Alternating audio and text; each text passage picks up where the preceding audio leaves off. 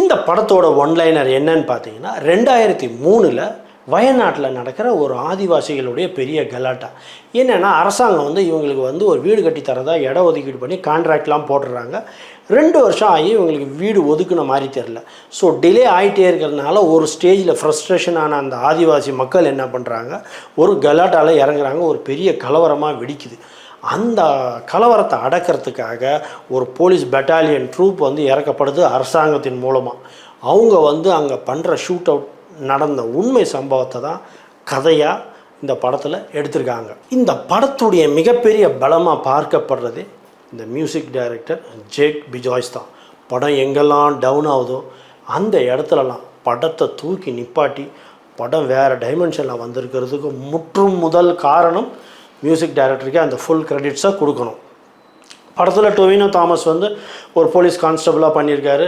எங்கெங்கெல்லாம் எக்ஸ்ப்ரெஷன் கொடுக்கணுமோ அவருடைய ரோலை அவர் நல்லா பண்ணியிருக்காரு. ஈவன் சுராஜ் அவர் கொடுத்த வேலையை அவர் அதுக்கு ஜஸ்டிஃபை பண்ணியிருக்காரு.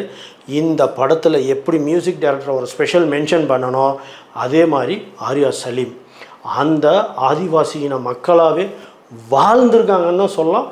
நீங்கள் படத்தை பார்த்துட்டு வெளியில் வர்றப்ப அந்த கேரக்டர் உங்கள் மனசில் கண்டிப்பாக இருக்கும். அவார்டு வின்னிங் பர்ஃபார்மன்ஸ்னு அடித்து சொல்லலாம். சேரன் அவரோட பர்ஃபார்மன்ஸ் எனக்கு கொஞ்சம் டிசப்பாயின்மெண்ட்டாக இருந்தது. மேபி அவருக்கு மலையாளம் லாங்குவேஜுங்கிறது புதுசாக இருக்கிறதுனாலே என்னவோ ஒரு பெரிய ஒரு சீனியர் போலீஸ் ஆஃபீஸர் பொசிஷன் மாதிரி கொடுத்துருந்தா கூட அந்த கதையில் நிறைய டெப்த் இருக்குது, அந்த ரிட்டர்னில் நல்லா இருக்குது. பட் சேரனுடைய லாங்குவேஜ் இஷ்யூவாக என்னன்னு தெரியல, அங்கங்கே கொஞ்சம் நிறைய அந்த ப்ராப்ளம் தெரிஞ்சுது. ஒரு கான்ஃபிடென்ட் இல்லாத மாதிரி ஒரு விஷயமா இருந்தது. எனக்கு தெரிஞ்சு சேரனுடைய ஒரு ஆவரேஜ் பர்ஃபார்மன்ஸ்னே சொல்லலாம். வேறு யாராவது நல்ல மலையாளம் தெரிஞ்சவங்க அந்த கேரக்டர் போடுறது அந்த கேரக்டர் இன்னும் கூட நல்லா பேசப்பட்டிருக்குங்கிறது என்னோட பர்சனல் ஒப்பீனியன். படத்தில் சினிமாட்டோகிராஃபர் விஜய் ஒரு ஸ்பெஷல் மென்ஷன் பண்ணியே ஆகணும். எஸ்பெஷலி அந்த கலவரம் சீன் அந்த செகண்ட் ஹாஃபில் வரும். அந்த கலவரம் சீனை ஷூட் பண்ணியிருக்க விதமாக இருக்கட்டும், அதை எடிட் பண்ண விதமாக இருக்கட்டும், full credits to technical team. படத்தோடைய ஆஃபுங்கிறது பயங்கர கொஞ்சம் ஸ்லோவாக போகுது. மியூசிக் டைரக்டர் பிஜாய் இல்லைன்னு வச்சுக்கோங்களேன், நம்ம நிறைய இடத்துல தூங்கியிருப்போங்கிறத அடித்து சொல்லலாம். அவர் தான் அங்கங்கே படத்தை தூக்கி நிப்பாட்டுறாரு. ஃபஸ்ட் ஆஃபுங்கிறது ரொம்ப ஆவரேஜான, ரொம்ப போரிங்கான, ரொம்ப ஸ்லோவான ஒரு ஸ்க்ரீன் பிளேன்னு சொல்லலாம்.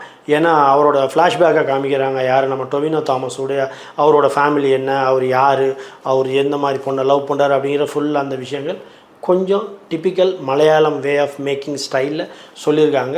என்னென்னா அவர் ஒரு பொண்ணை லவ் பண்ணுறாரு, அந்த பொண்ணை லவ் பண்ணால் அந்த பொண்ணை கல்யாணம் பண்ணால் வேலைக்கு போகணும், ஆனால் அவர் வேலை இல்லாமல் இருக்கார். அவரும் நான் வேலைக்கு போனால் பெரிய வேலைக்கு தான் போவேன் அப்படிங்கிற மாதிரி பிடிவாதமாக இருக்கிறாரு.